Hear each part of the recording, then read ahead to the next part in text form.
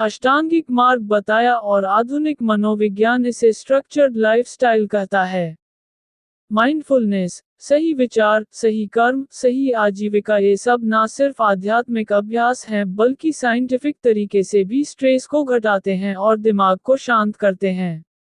अब जरा सोचो, अगर तुम हर दिन अपने विचारों को देख सको, अपने गुस्से को आते ही पहचान सको, अपनी इच्छाओं को समझकर संतुलित कर सको, तो तुम्हारा दिमाग तुम्हारा दुश्मन नहीं बल्कि सबसे बड़ा हथियार बन जाएगा। यही बुद्ध की असली शिक्षा है। मन का मालिक बनो, गुलाम मत रहो। आधुनिक मनोविज्ञान इसे सेल्फ अवेयरनेस कहता है और यह सेल्फ अवेयरनेस ही मानसिक शक्ति का सबसे गहरा स्रोत है। बुद्ध की एक सबसे गहरी सीख थी सतर्क रहना, जागरूक रहना। यही आज की भाषा में माइंडफुलनेस कहलाता है। जब तुम बैठते हो, जब चलते हो, जब सांस लेते हो, तो तुम कितनी बार सच में अवेयर रहते हो? सच यह है कि हमारा दिमाग या तो अतीत में फंसा रहता है या भविष्य में भाग रहा होता है। यही मानसिक अशांति का सबसे बड़ा कारण है। बुद्ध ने कहा था वर्तमान क्षण ही जीवन है, और न्यूरोसाइंस भी यही साबित करती है कि जब दिमाग वर्तमान पर केंद्रित होता है तो उसका स्ट्रेस रिस्पांस धीमा हो जाता है। माइंडफुलनेस मेडिटेशन आज की दुनिया में डिप्रेशन और एंजाइटी के लिए सबसे कारगर थेरेपी मानी जाती है। एमआरआई स्कैन्स ये दिखाते हैं कि जो लोग रोज 15-20 मिनट ध्यान करते हैं उनके दिमाग का प्रीफ्रंटल कॉर्टेक्स मजबूत होता है, यानी डिसीजन मेकिंग बेहतर होती है। साथ ही अमगडला यानी डर और गुस्से का केंद्र धीरे धीरे शांत होने लगता है। सोचो जरा, 32 साल पहले बुद्ध ने जो तकनीक दी थी, आज की विज्ञान उसे सबसे एडवांस्ड ब्रेन रिसर्च से वैलिड कर रही है। जब तुम अपनी सांस पर ध्यान लगाते हो तो तुम सिर्फ सांस नहीं देख रहे होते बल्कि अपने दिमाग को एक नया पैटर्न सिखा रहे होते हो। तुम उसे कह रहे होते हो, मैं मालिक हूँ, तुम नहीं। और यही सबसे बड़ी शक्ति है, अपने विचारों को आते जाते देखना लेकिन उनमें फंसना नहीं। जब गुस्सा आए तो तुम कह सको ये गुस्सा है, मैं नहीं। जब डर आए तो तुम पहचान सको ये डर है लेकिन यह मुझे कंट्रोल नहीं कर सकता। न्यूरोसाइंस इसे न्यूरोप्लास्टिसिटी कहती है। इसका मतलब है कि तुम्हारा दिमाग बदल सकता है, नए कनेक्शंस बना सकता है। तुम आज जैसे हो हमेशा वैसे ही रहना जरूरी नहीं है। अगर तुम लगातार जागरूक होकर अभ्यास करो तो तुम्हारा दिमाग कल एक नए इंसान जैसा बन सकता है। यानी असली ताकत है मन को बदलने की क्षमता। और यही बुद्ध का रास्ता था। मन को इतना गहरा समझो कि वह तुम्हारे आदेशों को माने। बुद्ध ने सिर्फ मन को नियंत्रित करने की बात नहीं की। उन्होंने करुणा कंपैशन को जीवन का केंद्र बनाया। उन्होंने कहा था, अगर तुम सच्ची शांति चाहते हो तो अपने भीतर करुणा जगाओ। लेकिन सोचो जरा, करुणा इतनी जरूरी क्यों है? क्योंकि जब तुम्हारा दिल दूसरों के दर्द को समझने लगेगा तभी तुम्हारा दिमाग शांत होगा। मॉडर्न साइकोलॉजी इसे इमोशनल इंटेलिजेंस कहती है। इमोशनल इंटेलिजेंस का मतलब है अपने और दूसरों के भावनाओं को समझना और उन्हें सही दिशा देना। अगर तुम ये कला सीख जाओ तो रिश्तों में कम टकराव होगा, काम में कम तनाव होगा और जीवन में ज्यादा संतुलन होगा। बुद्ध ने यही सिखाया था। जब तुम्हें गुस्सा आए तो दूसरे को दोष मत दो। उसके मन में भी दुख है, उसकी अपनी तकलीफ है। अगर तुम उस तकलीफ को समझ पाओगे तो गुस्सा धीरे धीरे कंपैशन में बदल जाएगा। मॉडर्न साइकोलॉजी आज यही कहती है कि कंपैशन से ऑक्सीटोसिन हार्मोन निकलता है जो दिमाग को शांत करता है और एंजाइटी को कम करता है। यानी जब तुम सच में दूसरों की मदद करते हो तो सिर्फ उन्हें नहीं, खुद को भी हील कर रहे होते हो। सोचो जरा, अगर तुम अपने रिश्तों में गुस्से की जगह समझदारी, नफरत की जगह करुणा और आलोचना की जगह धैर्य भर दो तो तुम्हारी जिंदगी कितनी हल्की हो जाएगी। यही तो असली शक्ति है, लोगों पर हावी होना नहीं बल्कि उनके दिल तक पहुंच जाना। और यही बुद्ध की शिक्षा है जिसे मॉडर्न साइकोलॉजी ने एक नया नाम दिया है, इमोशनल इंटेलिजेंस। इससे तुम सिर्फ समझदार इंसान नहीं बनते बल्कि ऐसा इंसान बनते हो जिसके आसपास लोग खुद ब खुद खींचे चले आते हैं। बुद्ध ने एक और गहरी बात कही थी, अनित्यता यानी इम्परमेंस। उन्होंने सिखाया कि इस दुनिया में कोई भी चीज स्थायी नहीं है। खुशी, दुख, जवानी, दौलत, रिश्ते सब बदलते रहते हैं। लेकिन हमारी सबसे बड़ी समस्या यही है कि हम हर चीज को स्थायी मानकर उसे चिपक जाते हैं।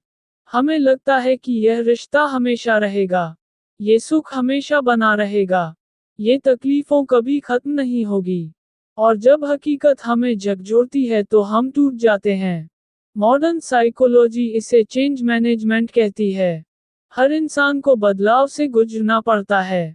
नई नौकरी, नया शहर, रिश्तों का अंत, किसी अपने को खो देना। जो लोग बदलाव का विरोध करते हैं, वे अंदर ही अंदर टूटने लगते हैं। लेकिन जो बदलाव को स्वीकार करते हैं, वे और मजबूत होकर उभरते हैं। न्यूरोसाइंस भी कहती है कि दिमाग अनसर्टेनिटी से डरता है।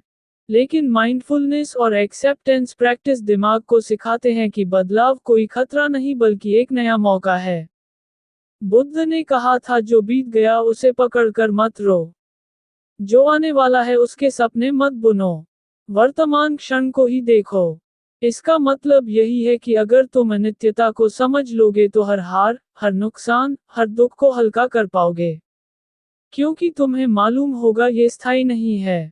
सोचो, अगर तुम्हें यह विश्वास हो जाए कि ना सुख हमेशा रहेगा ना दुख हमेशा रहेगा तो तुम किस चीज से डोगे? तुम्हारा मन हल्का हो जाएगा। तुम्हारा दिमाग मजबूत हो जाएगा। यही मानसिक शक्ति की सबसे गहरी जड़ है। बदलाव को दुश्मन नहीं शिक्षक मानना। बुद्ध ने अक्सर मौन को चुना। उन्होंने कहा था, मौन भी एक उत्तर है। लेकिन आज की दुनिया में हम मौन से डरते हैं। हमें लगता है कि चुप रहना कमजोरी है। हम हर वक्त कुछ ना कुछ बोलते रहते हैं। सोशल मीडिया पर, बहस में, रिश्तों में। लेकिन इस शोर में हम अपनी ही आवाज को खो देते हैं। बुद्ध ने हमें सिखाया कि मौन कमजोरी नहीं बल्कि सबसे बड़ी शक्ति है। जब तुम चुप रहते हो तो तुम सुनते हो अपने भीतर को भी और सामने वाले को भी। मॉडर्न साइकोलॉजी इसे एक्टिव लिसनिंग और सेल्फ रिफ्लेक्शन कहती है। रिसर्च बताती है कि जब इंसान चुप रहकर अपने विचारों को ऑब्जर्व करता है तो उसका दिमाग डिफॉल्ट मोड नेटवर्क एक्टिवेट करता है। यही वह हिस्सा है जो क्रिएटिविटी, सेल्फ अवेयरनेस और प्रॉब्लम सॉल्विंग को जन्म देता है। यानी मौन तुम्हें भीतर से नया बनाता है। सोचो जरा, जब तुम हर प्रतिक्रिया में तुरंत जवाब देने की जगह 2 मिनट का मौन चुनोगे तो तुम्हारे शब्द और गहरे हो जाएंगे। जब तुम रिश्तों में बहस की जगह खामोशी रखोगे तो सामने वाला खुद सोचने लगेगा, और जब तुम रोज थोड़ी देर खुद के साथ मौन बैठोगे तो तुम्हारा दिमाग तुम्हें नए सेशंस देना शुरू कर देगा। यही कारण है कि बुद्ध के शिष्य उनसे सिर्फ बोलकर नहीं बल्कि उनके मौन में भी सीखते थे। मॉडर्न साइकोलॉजी आज इसे माइंडफुल साइलेंस कहती है। एक ऐसी स्थिति जहां तुम्हारा मन बाहर के शोर से अलग होकर अपनी असली शक्ति को पहचानने लगता है।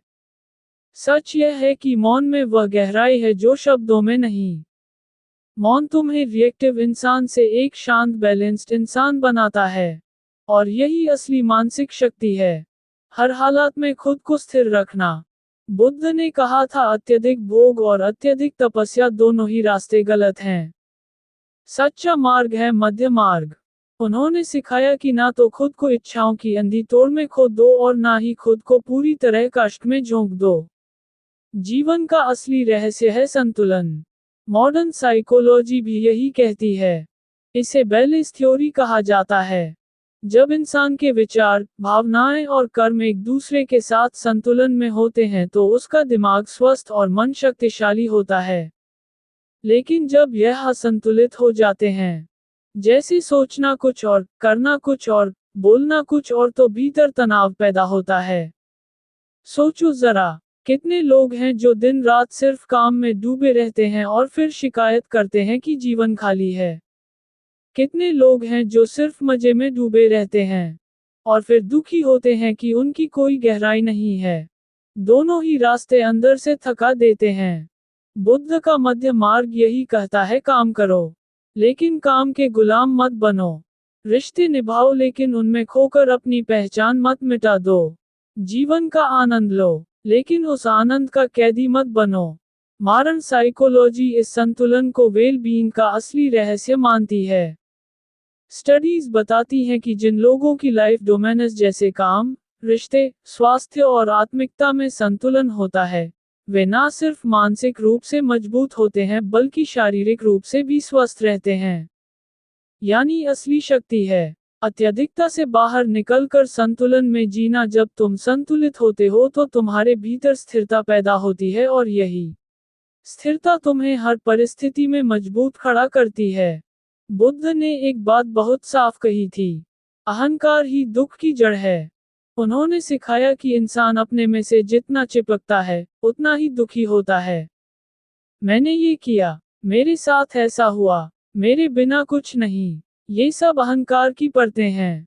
लेकिन समस्या यह है कि यही अहंकार हमें धीरे धीरे दूसरों से काट देता है। हम खुद को दूसरों से अलग समझने लगते हैं, और अलगाव ही अकेलेपन और पीड़ा को जन्म देता है। मॉडर्न साइकोलॉजी भी यही मानती है। इसे ईगो साइकोलॉजी कहा जाता है।